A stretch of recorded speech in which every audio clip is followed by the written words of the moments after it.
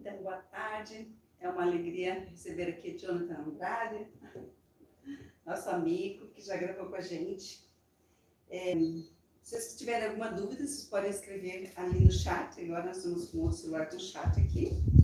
E a primeira pergunta que eu vou fazer para o Jonathan é o que um nutricionista oncológico faz? Porque muita gente não sabe o que é um nutricionista oncológico. A nutrição, ela tem uma grande área, que é a nutrição clínica, e dentro dessa tem a oncologia, que é o trabalho da nutrição voltada para esses pacientes. Então, pode trabalhar tanto a nível ambulatorial, no consultório, quanto a nível hospitalar. Cuida da alimentação, do pré-cirúrgico, do pós-cirúrgico e no tratamento quimioterápico, que não necessariamente precisaria de cirurgia. Ah, sim. E qual que é a importância da nutrição durante a quimioterapia? A quimioterapia são medicamentos que vão auxiliar o desaparecimento, a diminuição dessa neoplasia, e nesse sentido, os quimioterápicos eles têm alguns efeitos adversos, por exemplo, a mucosite oral, náusea, vômito, diarreia, e aí o paciente às vezes pode ter anorexia, e anorexia que é a falta de apetite, e a nutrição ela trabalha auxiliando na minimização desses sintomas dos quimioterápicos. Sim, porque é um desconforto, né? Muita reação, né? O paciente, ele, no começo, ele pode ter muitas náuseas, ele pode não ter apetite nenhum, e aí a gente acaba entrando, por exemplo, ou com uma suplementação, ou melhorando a gastronomia, que é a aparência, o cheiro, o sabor desse alimento, para que o indivíduo ele queira consumir, para que ele queira comer. Porque acredito que deve perder o apetite mesmo, porque é uma situação delicada, né? A gente tem os fatores psicológicos, os fatores sociais e os fatores também relacionados ao biológico, que é o quimioterápico, que realmente pode tirar a fome desse indivíduo. E aí, uma problemática do paciente com câncer é o emagrecimento, a desnutrição. Então, esse paciente ele não pode desnutrir. Por isso que a nutrição é muito importante, para que ele tenha uma maior sobrevida, que esse paciente ele tenha ingestão adequada de alimentos. Uhum. Essa dieta que você prescreveria para esse paciente, ela está relacionada com o tipo do tumor, com o local do tumor, com o tipo do câncer? Sim, a gente tem diferentes locais dos cânceres e cada um tem a sua especificidade. Por exemplo, um câncer no pâncreas faz com que tenha uma problemática na produção de hormônio, insulina, glucagon, nas enzimas digestivas. Então a gente tem um cuidado diferente do que um câncer, por exemplo, na garganta, já que um paciente com câncer na garganta às vezes não consegue engolir pela obstrução, depende do grau também, do estádio que está essa neoplasia, e aí isso vai diferenciar de localidade para localidade. Sim. Eu escuto as pessoas falarem, por exemplo, tem alguns alimentos proibidos para o câncer, né? Por exemplo, já ouvi falar que não pode de jeito nenhum comer carne e açúcar. Como é que é isso? Algumas pessoas têm esse mito que o câncer em si, ele utilizaria, por exemplo, do carboidrato, da açúcar como fonte energética. Mas, na verdade, Sandra, o câncer ele não tem uma especificação de nutriente. Ele vai consumir aquilo que tem no organismo, seja açúcar, seja proteína, seja gordura. Ele é uma doença catabólica, de quebra. E o paciente ele acaba tendo esse metabolismo acelerado pela doença, quebra muitos esses nutrientes.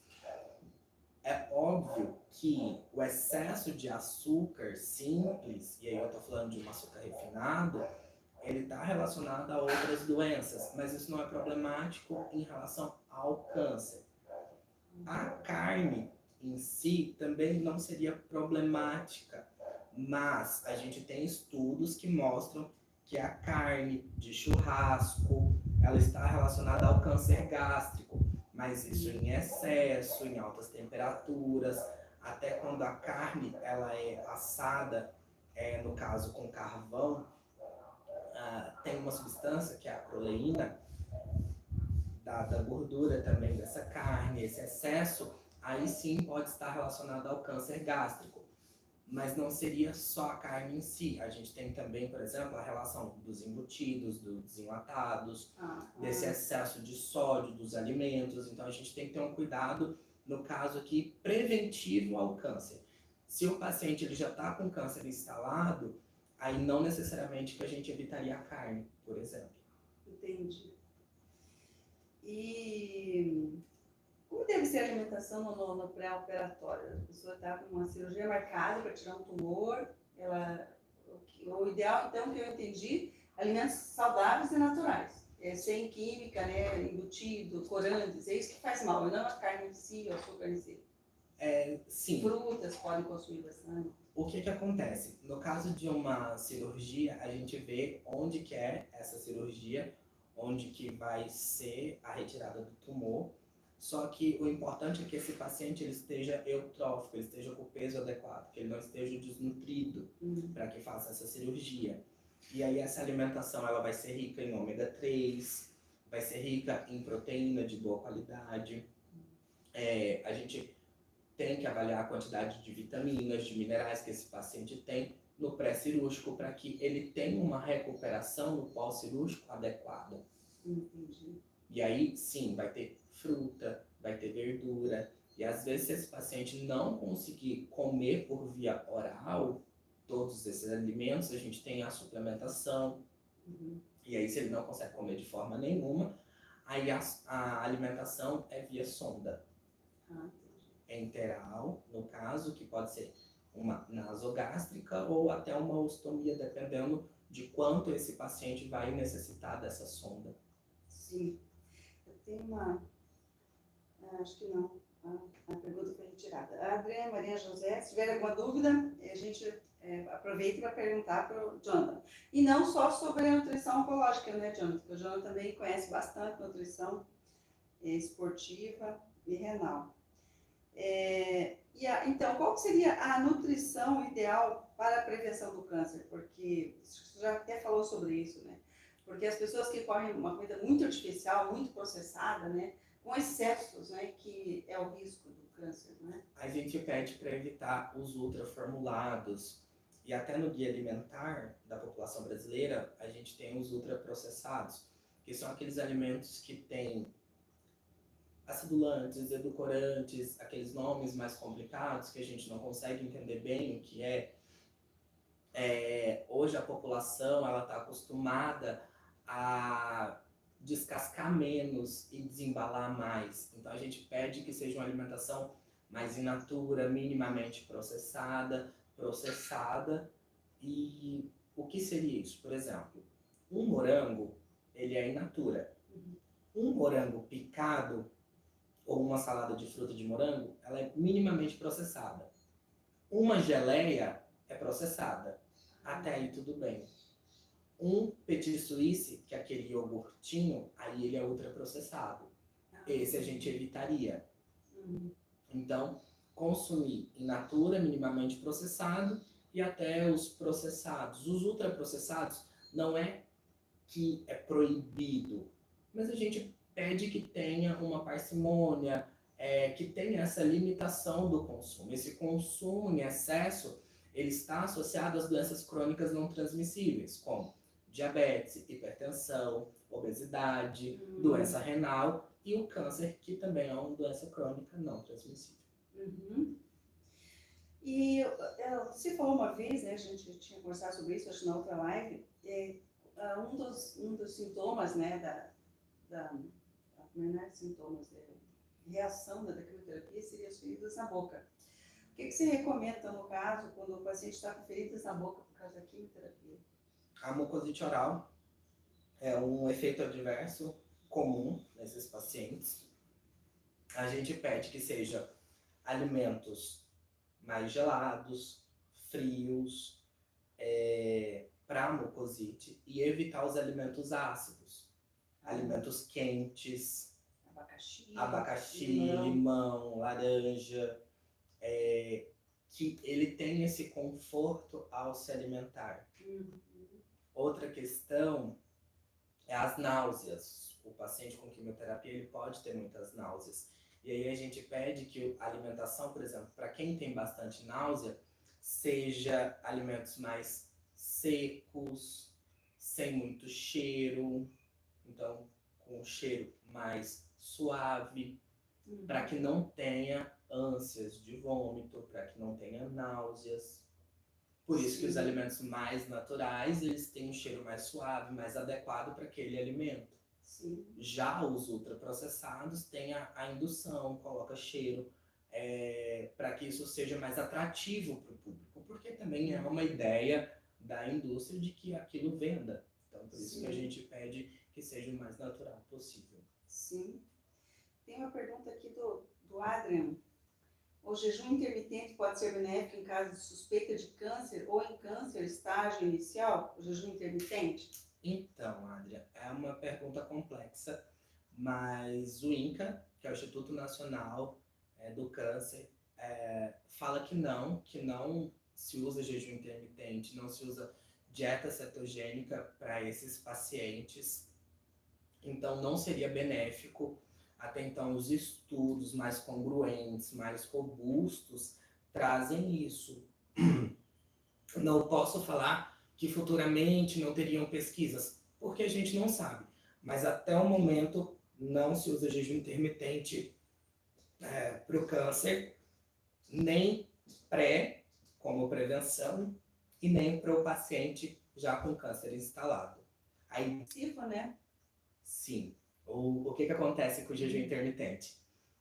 Ele vai fazer com que tenha essa quebra de gordura, ele vai fazer que tenha quebra de carboidrato e o que acontece? Esse paciente ele não pode perder esses nutrientes porque o câncer por si só já é catabólico, ele já faz a quebra desses nutrientes. Então, por isso, não utilizar. Porque algumas pessoas fazem dietas radicais, né? Então, é complicado. Com relação ao paciente, agora eu vou falar da minha área, né? Porque eu trabalho sem glúten. O grande problema que eu converso com as pessoas, né? Com os meus alunos, as pessoas que eu converso, que são celíacos,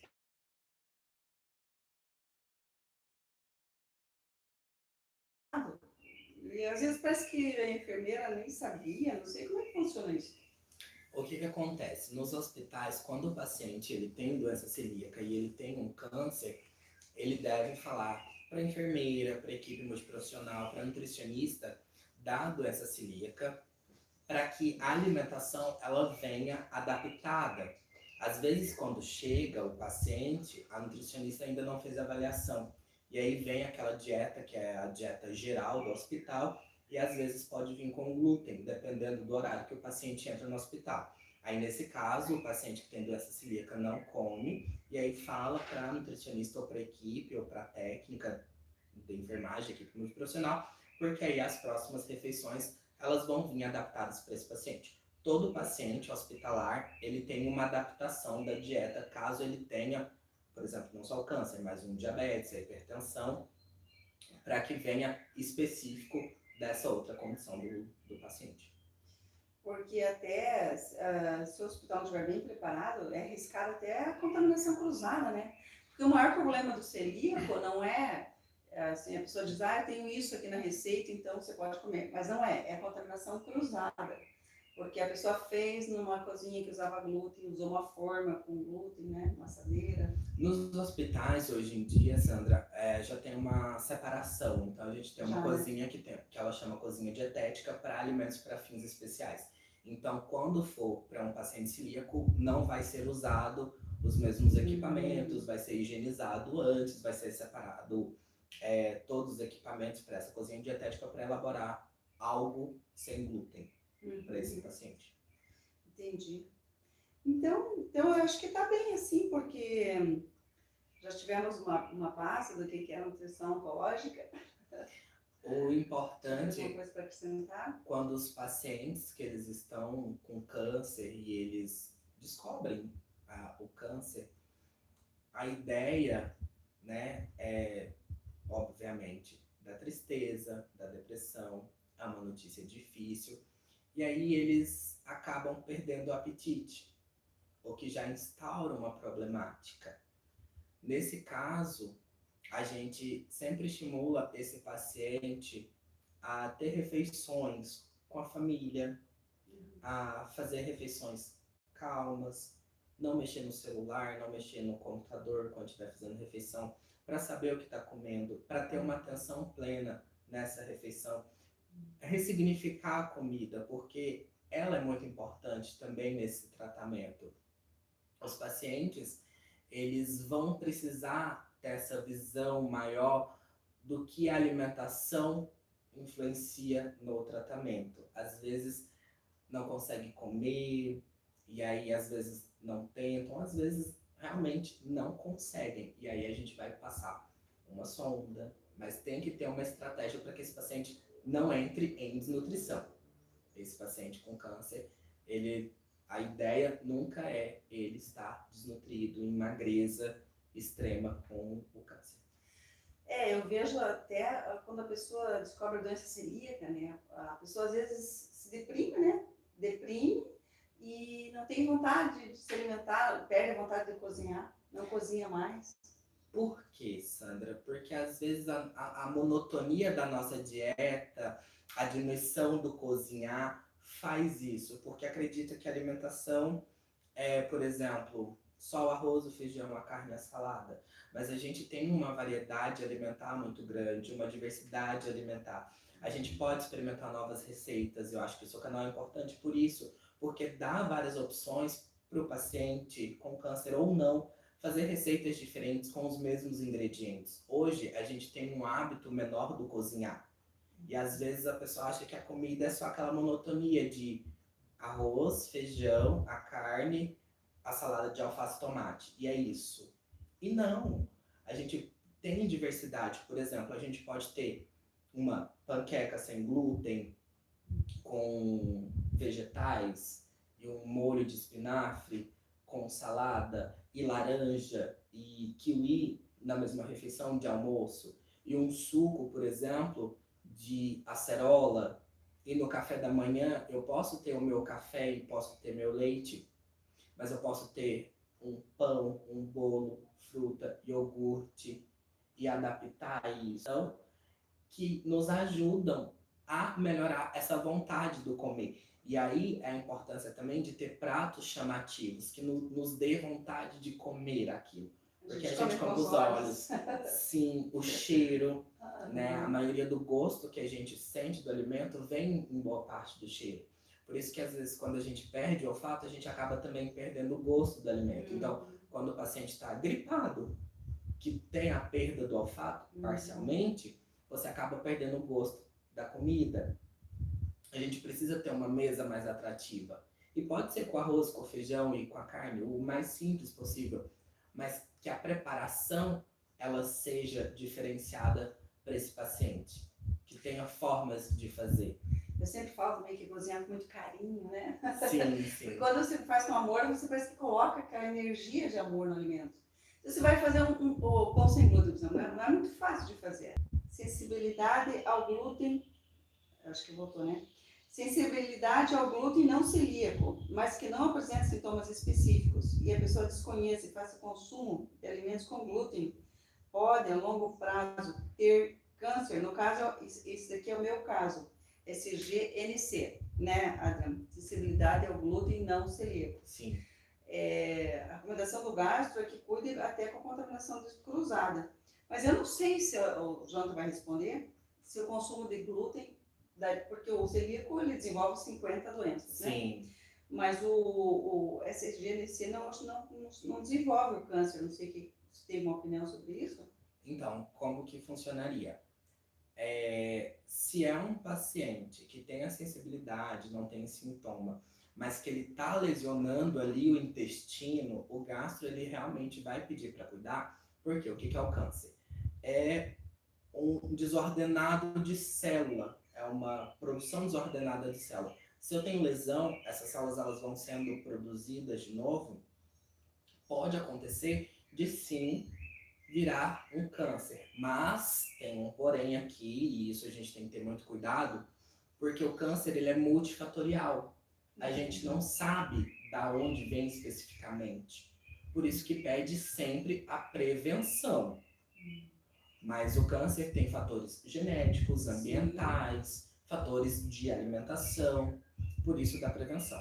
Pode ser que desenvolva, porque aí o seu intestino está sendo bastante lesionado, ele começa a ter essa produção de células, de renovação, só que acaba produzindo desordenadamente. E aí isso seria um câncer. Mas pode ser que não tenha essa produção desordenada de célula. Então, cada paciente é um, e por isso que a gente sempre pede a prevenção. Sim. Então, acho que eu agradeço a Jonathan a presença. A gente ainda vai ter outros encontros, vamos fazer outras comidinhas. E aqui nós fizemos um café bem gostoso. Vou deixar na descrição do vídeo as receitas, né? Os links dos vídeos. Nós vamos provar uma torta de banana, um pãozinho de aracnobis, que também é rico em proteína. Poderia falar rapidinho, não sei se ainda, acho que dá um tempinho, sobre a importância, porque hoje nós temos muitas pessoas que são veganas. O canal está vegano, né?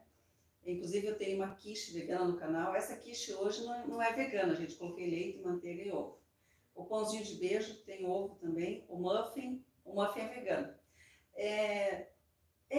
O vegano, quando ele...